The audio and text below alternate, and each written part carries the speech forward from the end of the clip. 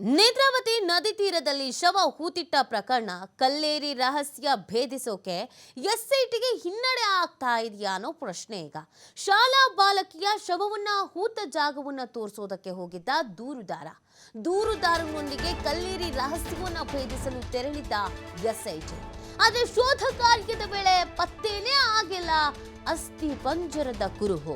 ನಿನ್ನೆ spot number 15ರಲ್ಲಿ ಪತ್ತೆಯಾಗದ ಅಸ್ಥಿ ಪಂಜರ, 15ನೇ ಪಾಯಿಂಟ್ನಲ್ಲಿ 4 ಸ್ಥಳದಲ್ಲಿ ಆಗಿದ್ದ ಕಾರ್ಮಿಕರು, 4 ಸ್ಥಳದಲ್ಲೂ ಪತ್ತೆಯಾಗದ ಅಸ್ಥಿ ಪಂಜರದ ಕುರುಹು. ನೋಡಿ, ದೂರುದಾರ ಸಾಕಷ್ಟು ಶಾಕಿಂಗ್ ಆದಂತ ವಿಚಾರವನ್ನ ಪತ್ರದ ಮುಖಾಂತರವಾಗಿ ಹೇಳ್ದ. 100 ಶವಗಳನ್ನು ಹೂತಾಕಲಾಗಿದೆ ಅನ್ನೋದನ್ನ ಹೇಳ್ತಾ ಇದ್ದ. ಅದರಲ್ಲೂ ಕೂಡ ಘನಘೋರವಾದಂತ ಕೆಲವೊಂದಷ್ಟು ಪ್ರಕರಣಗಳು ನಡೆದಿದೆ ಅನ್ನೋದನ್ನ ಆತ ಹೇಳ್ತಾ ಇದ್ದಿದ್ದು. ಆದರೆ ಅಲ್ಲಿ ಈಗ ಏನೂ ಇಲ್ಲ ಅನ್ನೋದು ಬೇಸರದ ಸಂಗತಿ ಆಗ್ತಾ ಇದೆ ಆತನಿಗೆ. ಕಲ್ಲೇರಿ ರಹಸ್ಯ ಭೇದಿಸಲೇಬೇಕು ಅಂತ ದೂರುದಾರ ಹೇಳಿದ್ದ. ನಾನೇ ತನ್ನ ಕೈಯಾರೆ ಅಲ್ಲಿ ಎಲ್ಲ ಕೆಲಸವನ್ನು ಮುಗಿಸಿದ್ದೀನಿ ಅಂತ ಹೇಳಿದ್ದ. ಹಾಗಾಗಿ ಕಲ್ಲೇರಿ ರಹಸ್ಯ ಸ್ಫೋಟವಾಗ್ಬಿಡುತ್ತಾ, ಕಲ್ಲೇರಿ ರಹಸ್ಯ ಬಹಿರಂಗವಾಗ್ಬಿಡುತ್ತಾ ಅನ್ನೋದೆಲ್ಲ ಪ್ರಶ್ನೆಗಳು ಕೂಡ ಇತ್ತು.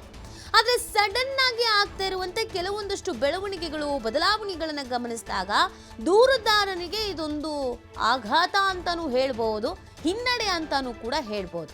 ಯಾಕಂದ್ರೆ ದೂರುದಾರ ಬಹಳ ಕಾನ್ಫಿಡೆಂಟ್ ಆಗಿ ಇಲ್ಲಿದೆ, ಅಲ್ಲಿದೆ, ಇದ್ದೇ ಇದೆ ಅಂತೆಲ್ಲ ಹೇಳ್ತಾ ಇದ್ದ.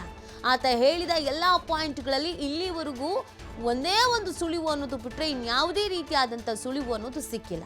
ಅದರಲ್ಲೂ ಬಾಲಕಿಯ ಶವ ಅಂತ ಹೇಳಿದ್ದಿತ್ತಲ್ಲ, ಇದು ಎಲ್ಲರ ಹುಬ್ಬೇರಿಸಿತ್ತು, ಎಲ್ಲರನ್ನ ಬೆಚ್ಚು ಬೀಳಿಸಿತ್ತು.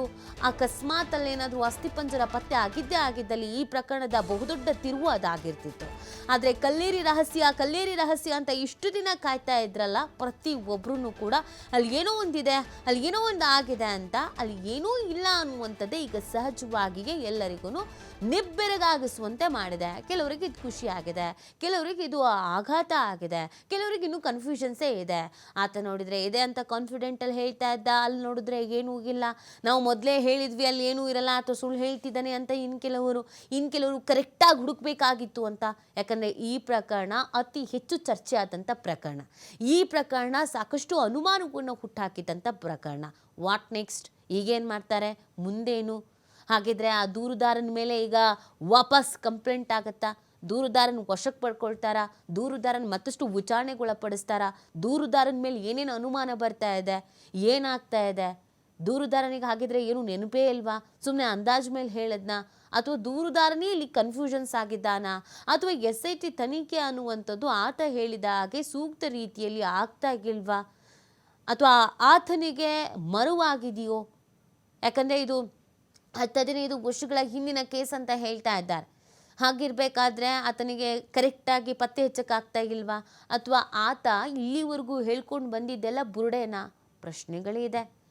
ಈಗ ಎಲ್ರಿಗೂ ಇರುವಂಥ ಕುತೂಹಲ, ವಾಟ್ ನೆಕ್ಸ್ಟ್? ಮುಂದೇನು, ಏನು ಮಾಡ್ತಾರೆ ಅನ್ನುವಂಥದ್ದು ಪ್ರಶ್ನೆ ಇರುವಂಥದ್ದು.